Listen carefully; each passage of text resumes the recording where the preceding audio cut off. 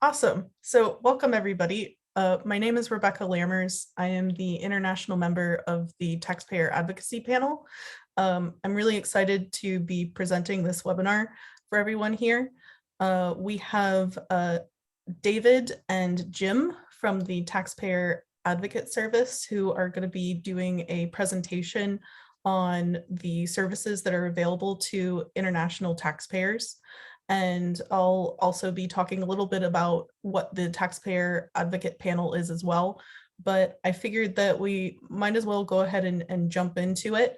The format for how we're going to be running this hour is that I'm going to ask you to keep your audio and video off for the duration. The other thing I'm going to ask that you do is that you hold off on asking any questions until towards the end. A lot of the time, what I have found is that people want to ask questions right as we might be just answering that question in the presentation. So it's good to kind of have a piece of paper and pen on the side and jot down your notes or questions that come to your mind. And then what I'll do at the end, when we're going to open it up for the Q&A, I'll post a link in the chat box, and then you can submit your questions that way. And then I will then read out the questions in order to make sure that we can get through any questions that you have as efficiently as possible. So just keep that in mind for as we go through the presentation here. So yeah, with that, I think what we'll do is I'm going to share my screen of the presentation. So just bear with me here.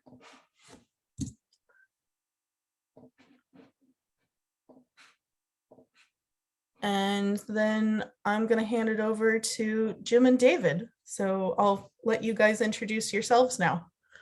Okay, so I'll introduce myself and then Daniel will, and I'll start leading off the going through the slides. My name's James Leith. I'm the IRS's local taxpayer advocate for the state of Maryland. I got into this role of helping Rebecca. The tag director reached out to me and said we'd like to make our presence known internationally. We've got a couple volunteers that are in their positions, and we really need someone that's been around a while to partner with Rebecca and make sure that taxpayers abroad have a clear understanding of how it is we can help them in their any type of controversy they may have with IRS. I've been doing that on behalf of Maryland residents for 17 years as the head of the office here in Maryland. My colleague Daniel will, I've reached out to Daniel because Daniel is a manager in the Puerto Rico office, which houses our international branch. Yeah, David, not Daniel. Daniel's retired. I used to do some international outreach with the local taxpayer advocate for Puerto Rico, who is also responsible for international taxpayers. He's since retired. We're now going to bring in Daniel today, who will offer his expertise. Daniel, you want to briefly introduce yourself? Yes, hi, my name is David Linares. I'm the current team manager in Puerto Rico. More than likely, if you have an international address and we open a case for you in the Taxpayer Advocate Service, your case will end up in our office because we are the ones that deal with international taxpayers. So it's a pleasure for me to be here and hope it helps. Thanks so much, guys. I'll go to the next slide here. Yeah, this just sort of puts a face with the with our leader. Erin Collins was appointed as National Taxpayer Advocate in March of 2020. She has lots of experience in tax controversy work, primarily on the West Coast of the United States. So it's been a pleasure to getting to know her, and she's fully supportive of not only the Taxpayer Advocate Service being a presence in the international community, but leaning on her colleagues in other IRS functions to be more responsive, to be more thoughtful and more progressive in trying to reach international taxpayers. Obviously, the goal for all IRS employees is promotion of voluntary compliance and making that compliance as easy as possible. So again, we're trying to follow her lead in introducing ourselves, letting you know how it is we can help you, what it is we can do for you. So the next slide, Rebecca, is sort of, who we are. We're an independent organization within the IRS. So that means Erin Collins really sort of reports to the Secretary of Treasury, right? A cabinet level legislative branch, executive branch leader appointed by the president. Okay, so while it helps to be within IRS, of course, because we work with them to resolve any issues you may be having, but we also have the independence to say, look, you need to take a particular action because we're reporting sort of to a higher authority. Our service is free to all taxpayers, including individuals, businesses, nonprofits, and there are no income limits for eligibility. So we have high wealth taxpayers who are experiencing issues on their account with IRS. We of course have many lower income people struggling with IRS compliance efforts, particularly around like earned income. Next slide. So how do we function? So what are our functions by law, right? We have a statutory mandate contained in the Internal Revenue Code, which is Title 26 of the United States Code. We assist taxpayers to resolve tax problems with IRS. We also have and that's sort of what David and I do on a daily basis, right? We're assisting individual taxpayers, whether it's a person, whether it's a business entity, or whether it's a nonprofit entity. We also have a broader scope, a more sort of a systemic responsibility, and that's where we're to identify areas where taxpayers have problems dealing with IRS. So if we know that there's 7 or 8 folks have come to us recently with the same particular issue, while we are going to help them individually with those 7 different problems, we also want to raise that particular more systemic issue to IRS. So we do have a responsibility to identify areas where sort of many taxpayers have a similar problem dealing with the IRS. Would probably be a better bullet we should have wrote there. And then to the extent possible, we propose changes in those practices to help mitigate problems. And those would be administrative issues that IRS has the functionality and responsibility to correct. And then we also have a responsibility to identify legislative changes to mitigate such problems. So that's where the IRS's hands may be tied by the wording of a particular statute. We would go to our legislators on Capitol Hill and say, we believe we'd like to make this legislative change. Here's the current law. Here's why it's not working. Here's a potential legislative recommendation we would like to see you implement. Okay, so that that's some additional fun. Our jobs can be sometimes tied down with that first bullet, which is assisting individual taxpayers to resolve their problems, right? You could spend 9 or 10 hours a day doing that and never thinking about some of the more creative ways of addressing the underlying issues that cause those matters to be raised to us. So offices, okay, we've obviously got the head office in Washington, D.C. We've got local tax offices nationwide. There is one or more in every state. So there's one in Maryland, there's one in Puerto Rico, there's one in the District of Columbia. Obviously, there's more populous states than those I just mentioned, or territories that I've just mentioned. California has 3 or 4 covering a geographical area, zip code related. New York has 3 or 4. Again, Maryland, my office has 1. Okay, we do have a requirement by law to have at least 1 in every state. What's different, of course, is how many employees you have. The person in Montana in the United States might have 3 case advocates. I have 18 in Maryland because it's a pretty populous state. So what we do, okay, we protect taxpayer rights by striving to ensure taxpayers are treated fairly and that they understand their rights under the Taxpayer Bill of Rights.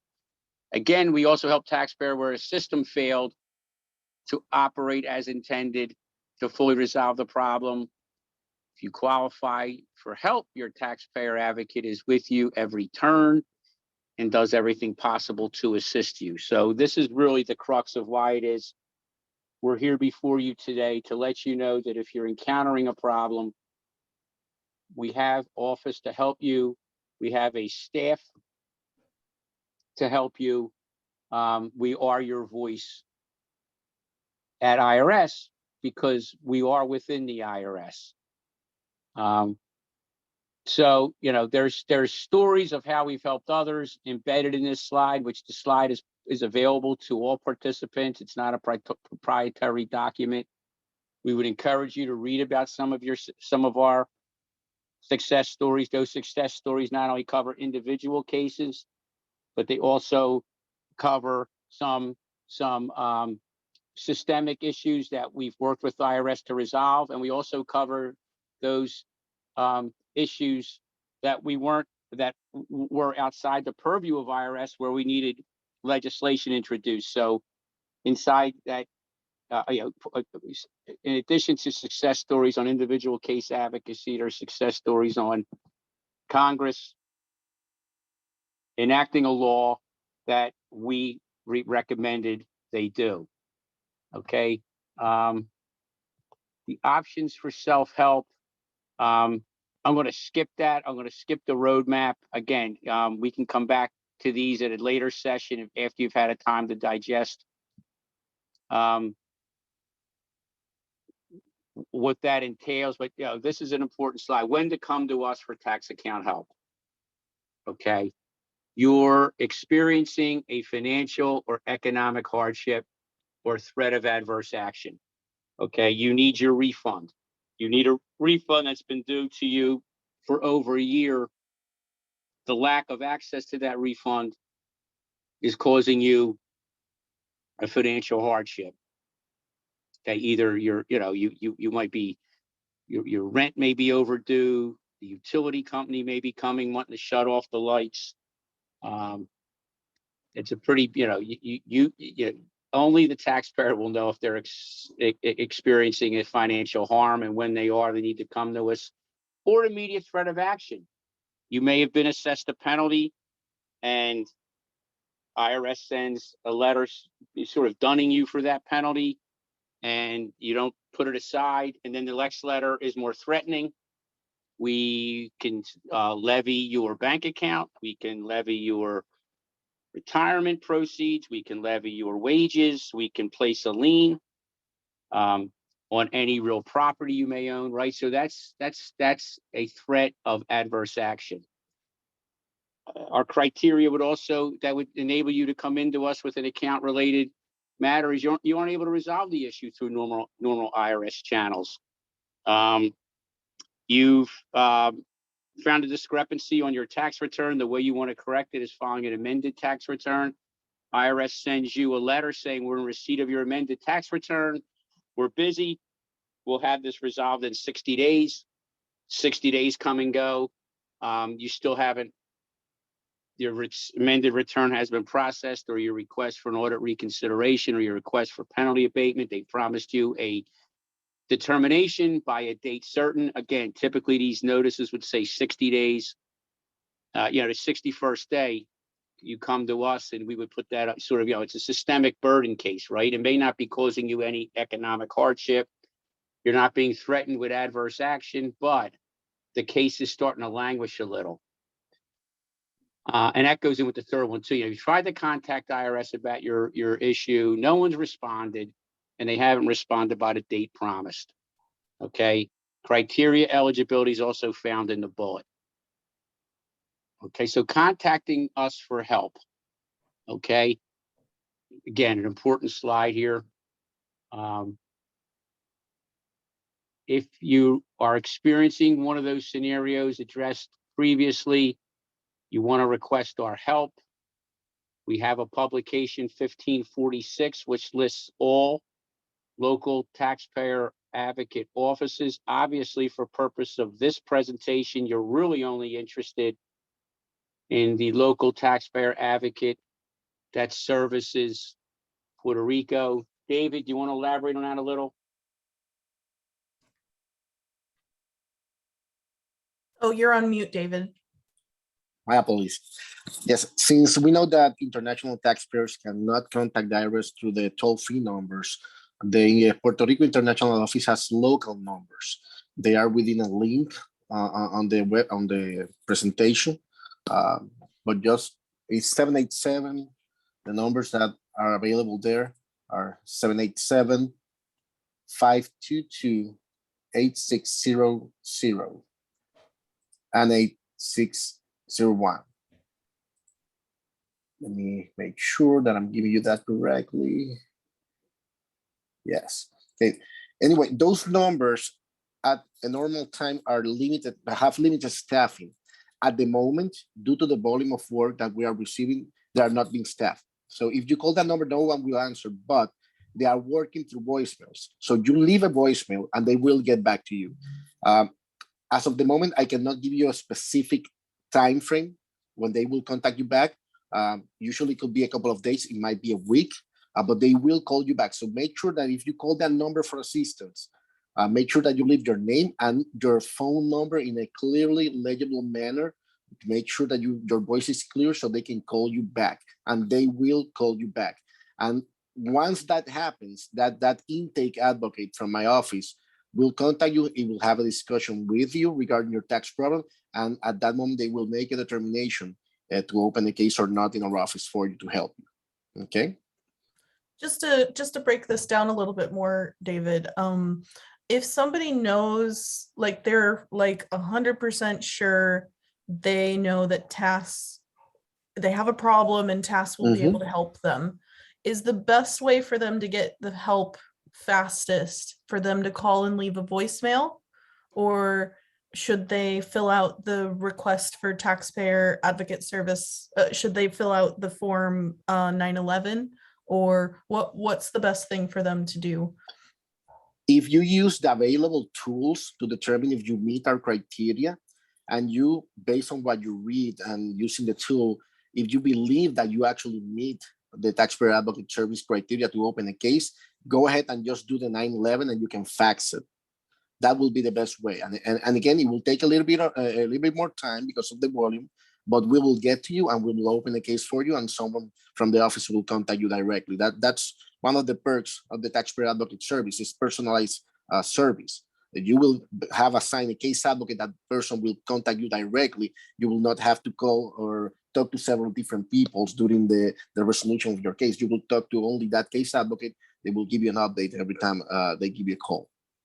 And when you fill out the form, can you put, so you can put your, so it's local for us wherever, so like I'm living in the UK, if I put my UK phone number, are you then going to call my UK phone number? That's correct. We have capability to call international. Any place in the world, we can contact you. We have held taxpayers from Australia, Japan, Tokyo, every country in the world, any Africa, Europe, South America, anywhere we can call you. If you have a phone number, we can get through to you. And if in the worst case scenario, we can use email to at least let you know that we have a case open for you. We will not contact you or discuss information over email, but it's a tool that we are beginning to use due to the restrictions of the pandemic and all of that. So we can at least let you know that we are here to help you, that we have a case open for you.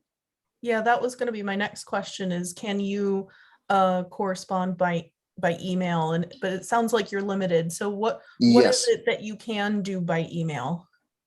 Well, once your case advocate is assigned to your case and you establish contact with him, you can exchange, we can receive documents by email. So it's easier for you, it's less expensive.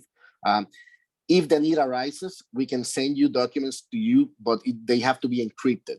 Usually what we do is convert the document in a PDF format and do a password protection.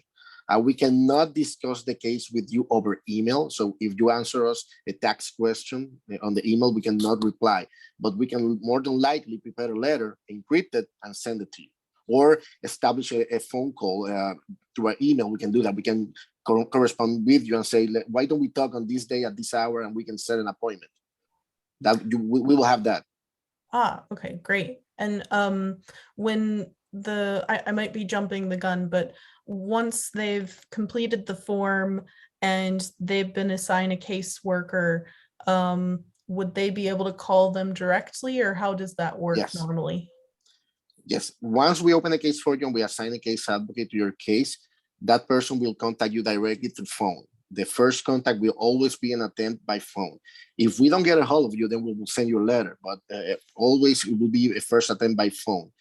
Once you talk to the case advocate, you will have direct access to him. He will give you his employee number, his tour of duty, his hours of operation, fax number, and phone number. And we usually work by phone appointments. So instead of having to talk to us at different dates, we're going to set a date when we're going to call you. So you can expect a call from that case advocate at that particular date and that particular moment. Awesome. That sounds great. Thank you for clarifying that. That's really helpful. Thank you. Should I go to the next slide? Yeah. Okay. Okay. So this sort, David's highlighted some of this, and really I mean, I hope it's comforting for the audience to recognize that we really are bound by what's contained in these bullets, right? Obviously, there's a premium on phone contacts, okay? Because you really want to build a relationship with the taxpayer. You want them to know that I'm your advocate. I'm going to be with you every step of the way. That just doesn't come out as much in a letter. Certainly, we understand. There's time zone differences. There's just sometimes the inability to talk during the times that we're in the office. But I'm glad that David went out of his way to repeat a couple times. Yeah, we really do like to talk to you. We share our phone number. It's a direct desk phone. When you have that assigned case advocate, you're not having to repeat the facts and circumstances of your matter over and over like you would to a regular phone, a customer service rep who's. You might talk to someone in Fresno, California one time. You might talk to someone in Buffalo, New York. The next time they want to know what the backstory is.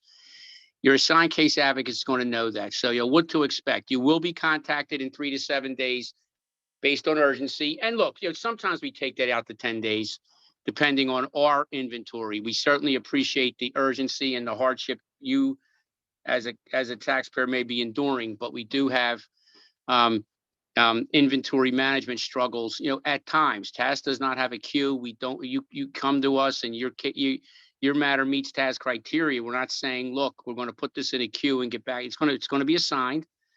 And again, the stretch goal is 3 to 7 days. You will be contacted again, preferably by phone. If not, it's going to be a letter, and then who knows how long that's going to take. So again, it just goes back to what David was saying. The assigned case advocate has a responsibility to make one attempt. In our office, we say 2 attempts before we send the letter, because we really want to hear from the taxpayer, understand the nuances of their case.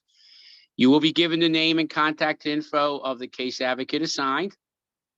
That person's your point of contact until the matter is resolved. Of course, if you're unhappy, you can elevate it to a manager. That's certainly not the norm.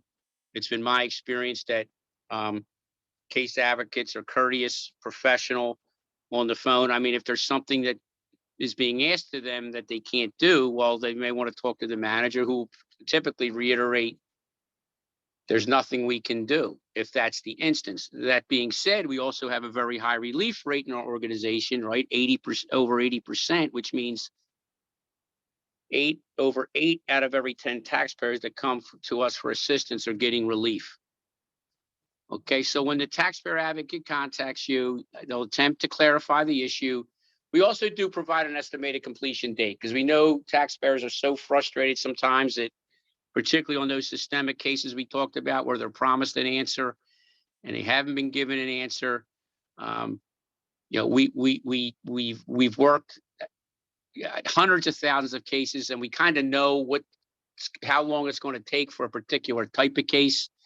So we feel comfortable giving you an estimated completion date. You know, they vary. I mean, an amended return is going to be different than someone who's challenging the assertion of an FBAR penalty, so to speak, right? That's going to take a little longer because there's really less people at IRS that we'll be working with, and they may have a higher inventory than someone at a campus processing tax returns, okay?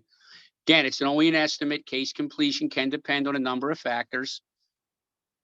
You know, more complex work is going to take a little longer. Now, throughout the life of the case, you can expect to be contacted every 30 days or sooner, okay? Again, you know, Daniel and I are managers, so obviously we set the tone in our office. No longer than 30 days is the expectation of my office. You know, you need to set a next contact date with your taxpayer. You need to meet that that 30-day deadline. You know, and employees are evaluated on their ability to manage their inventory. And one of the ways you manage your inventory appropriately is making your next contact dates.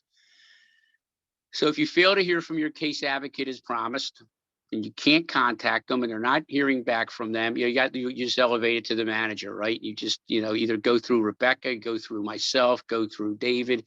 Typically it might be David. David's a manager there. But certainly someone coming to me for information on a manager, I'm more than happy to provide, because we want to know where folks aren't being as responsive to the needs of a taxpayer as possible. So, you know, we address the actions taken. We'll tell you, what actions we're going to take, what the expected outcome of that action is, what was the result of that particular action. And if we're unable to advocate successfully with you, with the IRS's operating division, we'll want to make sure that you, if you have an avenue of appeal, we're going to explain that. We typically stay with you through that appeals process, educate you on the root cause and how to prevent future problems, right? Sometimes taxpayers will come to us and they've owed taxes for 3 or 4 years because they're being treated as an independent contractor and are not having any withholding taxes taken out, and we're able to get them put in a currently not collectible status. But we don't want to see them popping up next year. So we tell them either you need to make estimated tax payments, or you need to try to establish the fact that you're actually an employee and not an independent contractor. So again, you know, part of our work is, after helping you, we don't necessarily want to see you again, because part of our responsibility is to educate the taxpayer on how it is they got here and steps they can take to prevent additional compliance problems down the year. As always, again, you know, our service is free. Want to go over your rights real quick. This is important. You know, as you look at your individual scenario with regard to your situation, the facts may be on your side. You think that the law as written is on your side in pursuit of whatever relief it is you're looking for. But we do have additional sort of ammunition, and that's the Taxpayer Bill of Rights, right? These have now been codified. Congress has passed these into law. They're 10 fundamental rights. You have the right to be informed.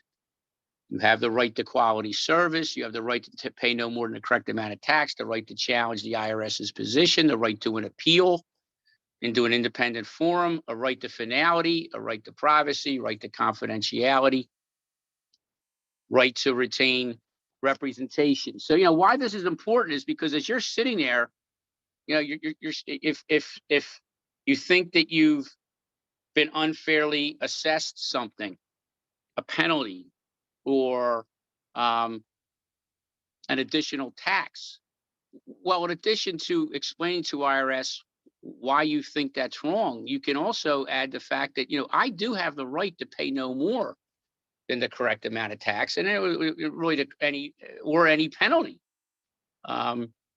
Right, and if this has been languishing a while, you have the right to finality. So what I'm suggesting is, if you think you need our service, and David's going over how it is, and Rebecca talked about the filling out of the 911.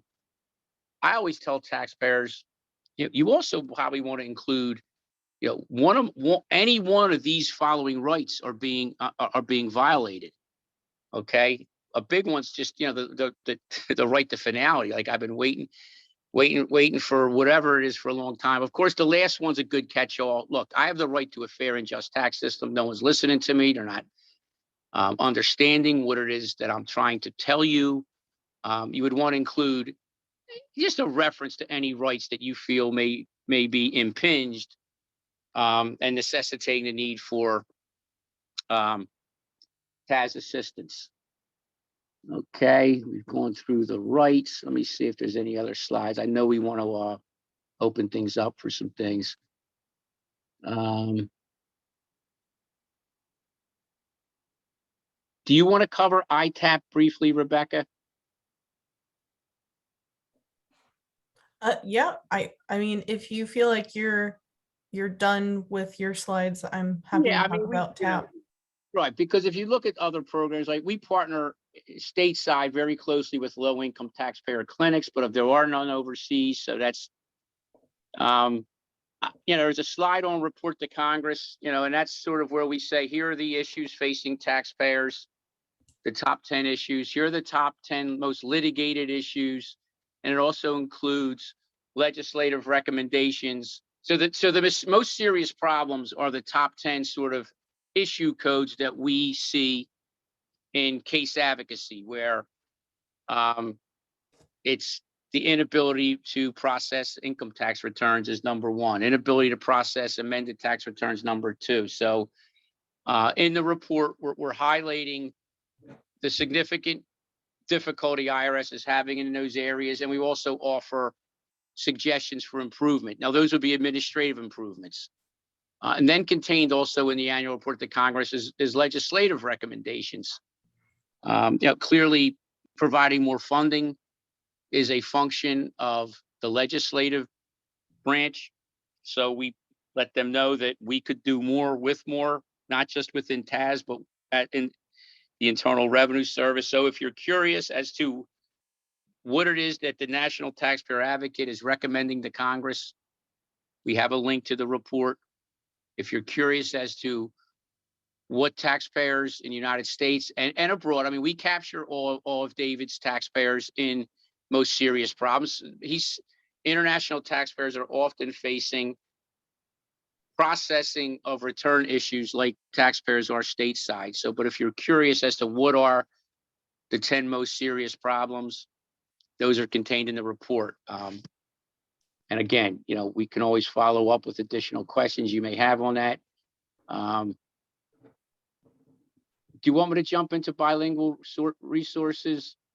Yeah, go ahead and talk about that.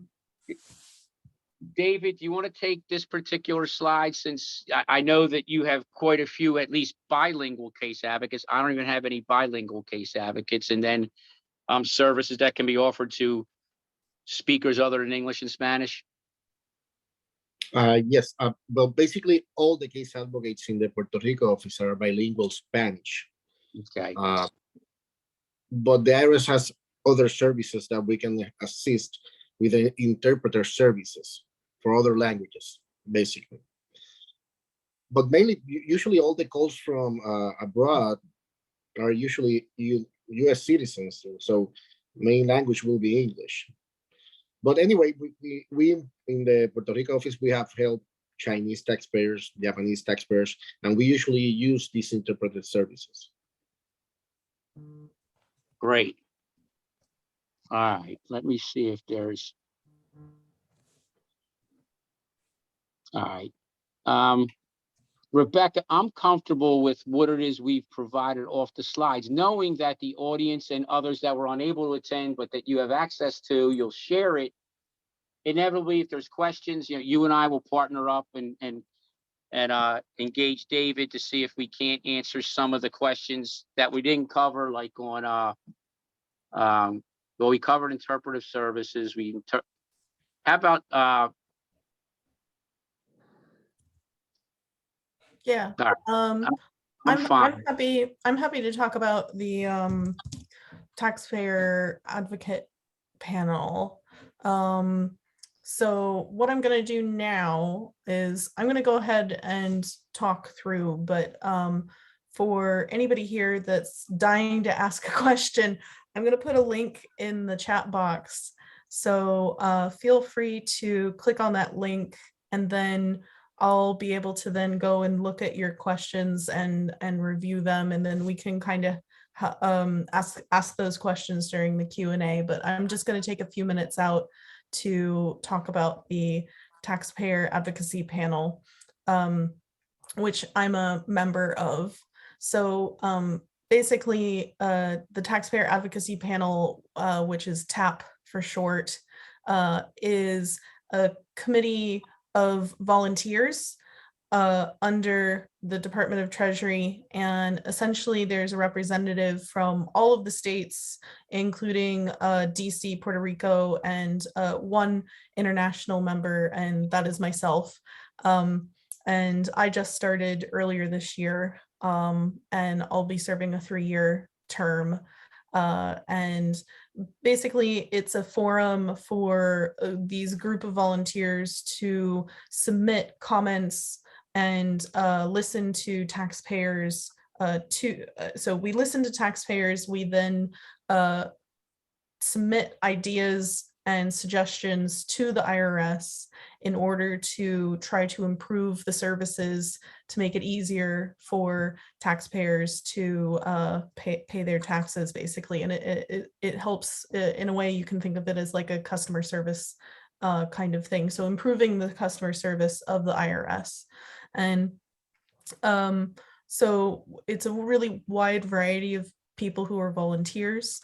And it's a very wide variety of issues that are submitted to TAP. I'll share the link with all of you if anybody here has any ideas or suggestions of ways that the IRS can improve their services.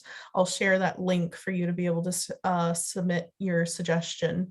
And given that this is everybody all over the world, anything that's specific for international people, I'm actually on what's called the screening committee, and basically I help go look through all of the suggestions and comments that come in from people. So I think there are so many more areas that the IRS can improve on, and it would be really great to hear from more of you, basically.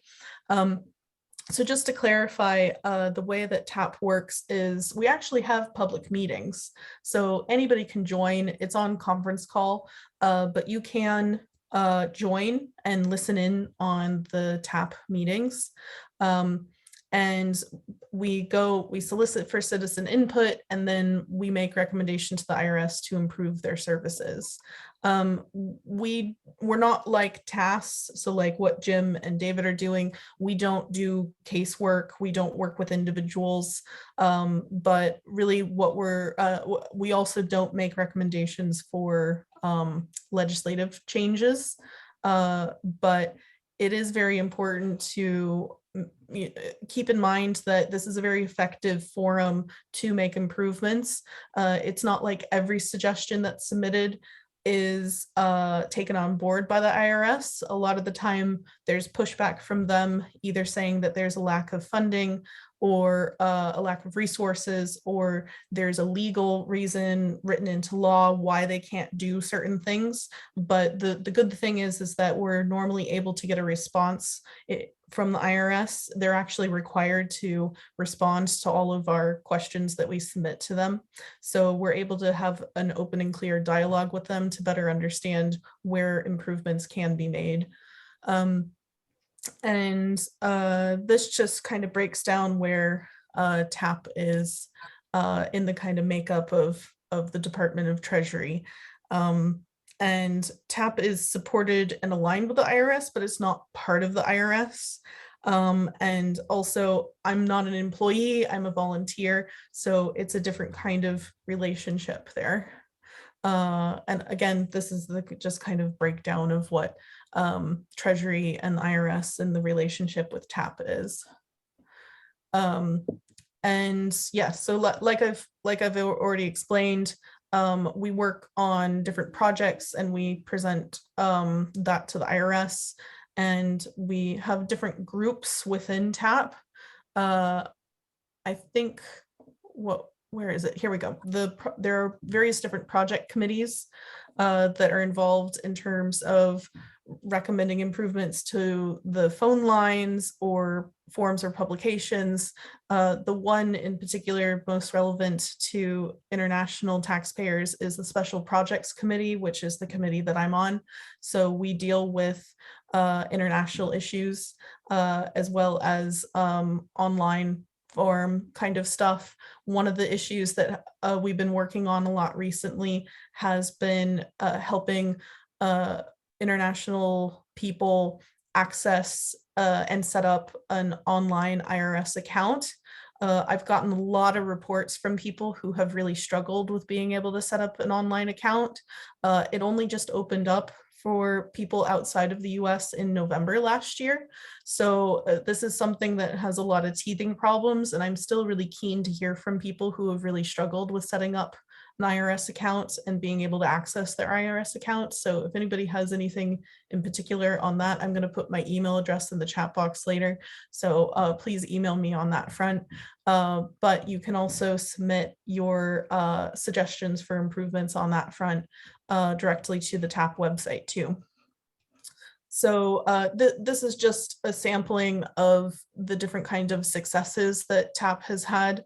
I would say on average, and I could be wrong, but the impression that I get is that out of all of the issues that TAP takes on board, I would say about 10% of them are taken on board by the IRS, which is not too bad when you think about it.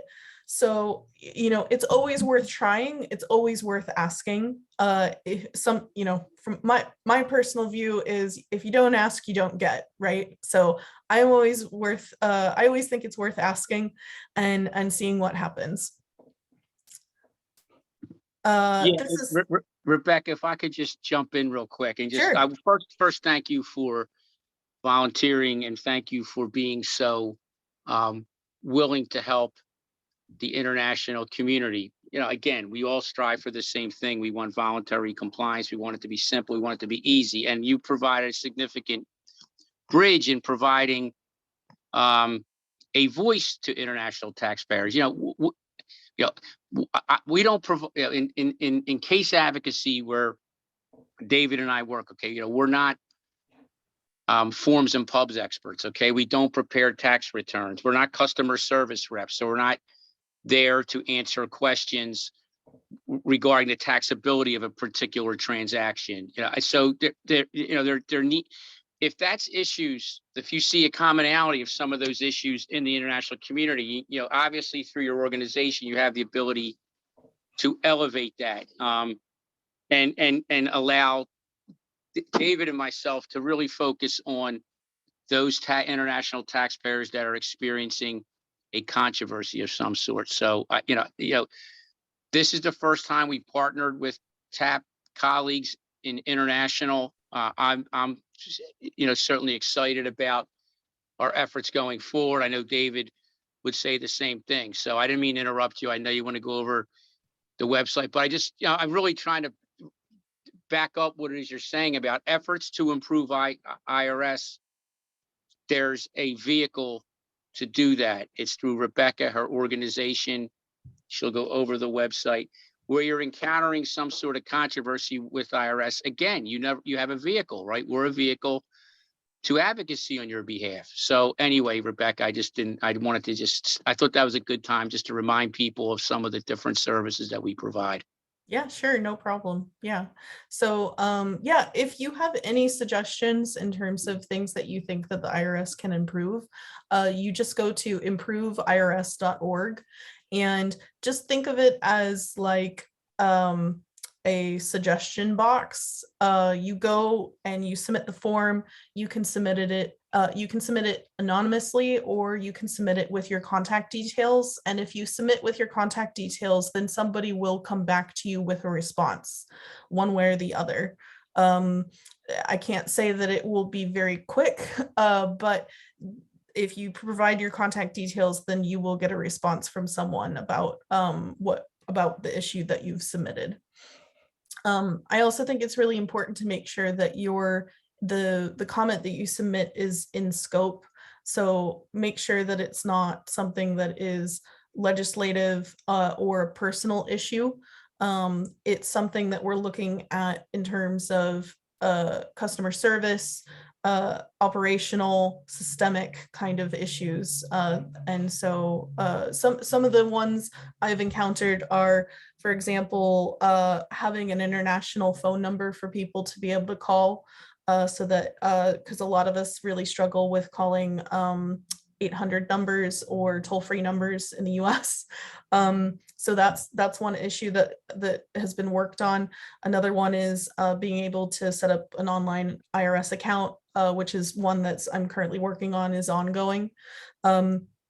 And sometimes it's been things like making sure that a form can be filled out to include a non-US citizen spouse, because a lot of people who are filing from abroad are doing so where they're not including their spouse, so their filing is filed single. Sorry, I forget what I'm blanking out, but you're not. Different. Yes, thank you. That one. And so, yes, so there are a lot of different kinds of suggestions that can definitely be put forward and ask the IRS to make improvements on. So yeah, so there's my email address. And again, if you have any questions before you want to submit a comment on the website, I'm very happy to talk to you about it as well. I've had a number of accountants approach me recently, actually, who didn't even know that this existed, and they have a lot of comments that they're going to be submitting now. So, but we want to hear from individuals as well. Anybody is welcome. And yeah, I think that's it. I haven't really seen, I just had a quick look at the questions that have been asked so far. One of them is about setting up an online IRS account. And this is actually one of the problems that a lot of people, yes, in theory you can, but I'm hearing a lot of reports from people that are really struggling, who are outside of the US and they can't. So again, this is one of the things I really want to hear from you about and better understand what is the problem that you're having with setting up your online IRS account. And I think one of the other questions is non-relevant for this discussion, but I'm happy to kind of stick around after we're done to talk about kind of individual kind of things, and just kind of hang around and chat a little bit afterwards. But yeah, I guess, was there anything else, David and Jim, that came to your mind that might be helpful to share at this point? I had one question that came to my mind, actually. I might go ahead and ask it now, because I know that there's TAP, and then I know that TAS also has your systemic, what is it called again? It's called systemic. Oh, you mean SAM system? SAM? Yeah. And it seems very similar to TAP. So, I mean, what would you say is the difference between submitting something to TAP? Well, I would say the primary difference is that there's more TAS, systemic advocacy analysts, available to work those types of inquiries than there are TAP members. So it's not duplicative. It's just another vehicle to bring in systemic issues into the organization for further investigation, just like you talked about how you had the flow chart where it eventually makes its way to IRS for consideration. Again, obviously not every situation can be accepted for project. I think you talked about 10%. I'm not sure how many SAMS projects get completed with IRS buy-off, but where you see taxpayers similarly situated, multiple taxpayers, you become aware of it. There is a vehicle for elevating those issues. It's in the PowerPoint. There's I don't know if I'm not going to try to guess on the email address, but it's not a phone-based system. It's where, again, it's not an individual situation where you're encountering a controversy involving yourself and the taxing officials of the United States. That's a case that's ripe for David and I. But if you're aware that several others in your community received the same notice, or the IRS is taking the same position in an audit scenario, and you think that that's wrong, and you think that a group of taxpayers is being harmed by the application of the law or application of IRS guidelines, then you would want to raise that through our organization, or through our systemic advocacy organization, which is different than the individual case advocacy organization to which I belong. But what's important is that you're being heard.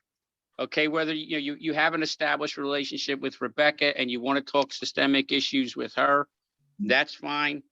Where you want to go into the systemic advocacy management system, SAMS, and talk about the situation affecting not only yourself but others, there's that vehicle. Again, you wouldn't include any PII in in accessing that site, right? You're not going to say, here's my name, here's my social security number, the IRS is coming after me, or they're not listening to me, and they're not listening to my neighbor. It would just be, forget the individual part. I'm aware of this particular compliance initiative. It seems to be focused on residents of a particular country or of a particular income level. What they're doing is within complete disregard of our of our rights. They're interpreting a treaty wrong. They're interpreting a tax law wrong. We would want to know about that systemically. Great, that's really helpful.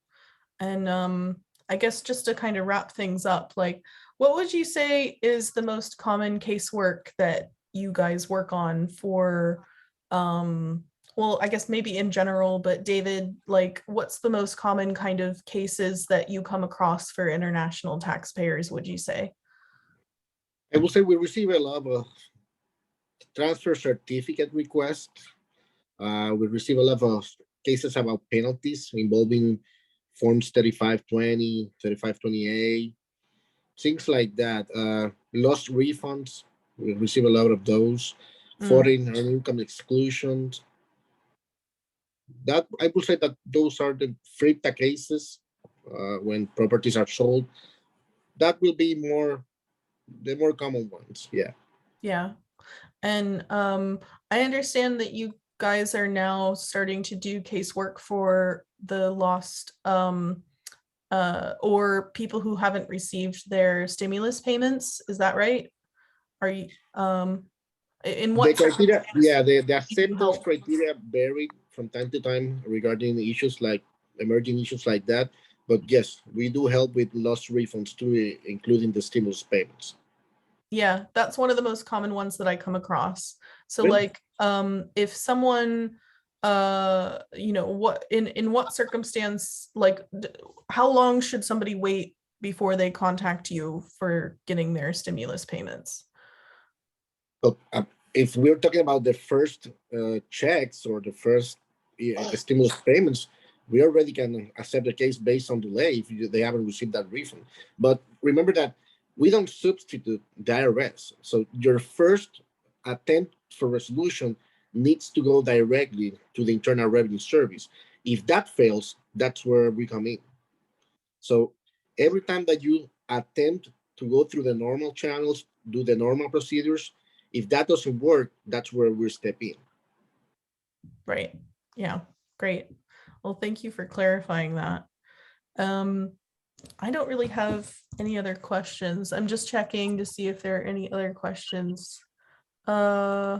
And Rebecca, I know we've talked about this, but this isn't like, we're going to, Dave and I are going to disappear after this call. Yeah, I mean, I have to disappear at 2:00 today, but, as you continue to spread the word that Taz is willing, is really, we have an obligation to raise awareness of our organization in the international community. David and I will certainly make it a priority. I think Taz recognizes that, because when you look at my performance plan for every year, sort of my measures, how I measure up in my performance for a year, there's a commitment to outreach. And David and I take that very seriously. So I don't want anyone to think that we're sort of disappearing after this call, and that, the only contact with David should be for the initiation of a case.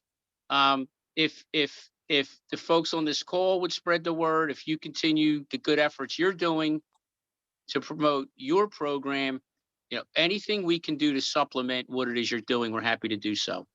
Oh, great. Thank you so much. I do have one last question that came in on the form. Who can help us decide if we have a personal or systemic tax problem? Well, I just, in simple terms, if you're experiencing presently an economic hardship or threat of adverse action, well, then that's would be economic, sort of an economic burden case. And if it's a systemic issue, when it's an individual case and you're not aware of others that are similarly situated, we would classify a systemic burden case in our office as you weren't promised, the actions that need to be taken aren't life-threatening, and they're not going to severely impact your family if they're not taken within the next couple of weeks. But you do have a right to finality. You want the matter resolved. The service is being unresponsive. That would meet our systemic criteria within case advocacy. But it really should be transparent to the taxpayer. We do that really just so we have a better understanding organizationally of who's coming to us. Is it people that are ready to be out on the street? Or is it people that are whose case has languished, for lack of a better term? So we want to be able to tell Congress, what type of case we're working. But for the taxpayer coming to us, it should be transparent as to whether we coded the case as economic burden or systemic burden. Once the case is assigned and once initial contact's made, you'll be again, that signed case advocate is with you every step of the way. You get the next contact date within 30 days. Again, but if you're talking systemic issues generally, not in the confines of your particular case, you would make a systemic case referral if, again, you go to the embassy for some help and you're told this is the 13th person that came today with this particular notice in their hand. Okay, you may want to go in. That would be probably us. You still may want to bring your case into case advocacy to get resolution, but you would also probably want to alert Rebecca or our systemic advocacy management system that, hey, I was told that I was the 13th person that came in this week with this particular notice. I think it's a systemic issue. But of course, you would want to use David or I, or in particular David, to get your particular systemic issue resolved, if that makes any sense. Yeah, totally. Okay. Cool. All right. Well, we're at the hour. Yeah. Yes.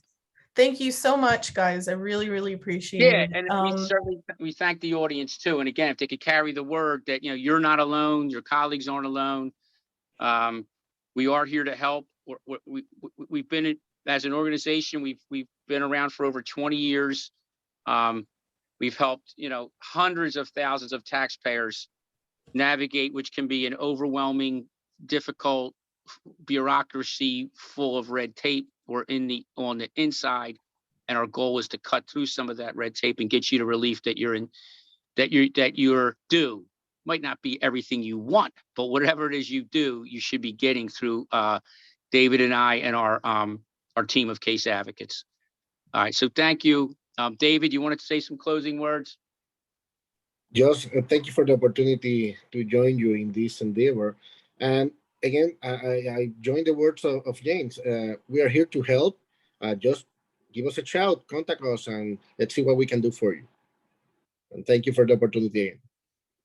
Great. Thank you, guys. Thank you so, so much. Really appreciate it. I'm going to go ahead and stop recording now.